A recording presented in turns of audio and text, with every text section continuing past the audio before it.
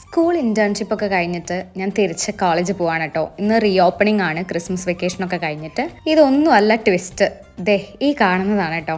ഇന്ന് ഞങ്ങൾക്ക് റെഡ് യൂണിഫോമാണ്, പക്ഷേ ഞാൻ മാത്രം ബ്ലൂ ഇട്ട് പോയി ഗൈസ്. സബ്മിഷൻ ഡേറ്റ് ആയതുകൊണ്ട് തന്നെ അതിൻ്റെ തിരക്കിൽ വിട്ടുപോയി. തോട്ട് ഫോർ ദ ഡേക്ക് ഇരിക്കാൻ മറന്ന് സാറിൻ്റെ നിന്ന് ചീത്ത കിട്ടിയിട്ടാണ് കേട്ടോ ഞങ്ങൾ ഓടിപ്പോയത്. അത് കഴിഞ്ഞ് വന്നപ്പോഴാണ് ഹോസ്റ്റലേഴ്സിൻ്റെ എൻട്രി. ഞങ്ങൾക്ക് 3 days വർക്ക്ഷോപ്പ് നടക്കുകയാണ് കേട്ടോ കോളേജിൽ.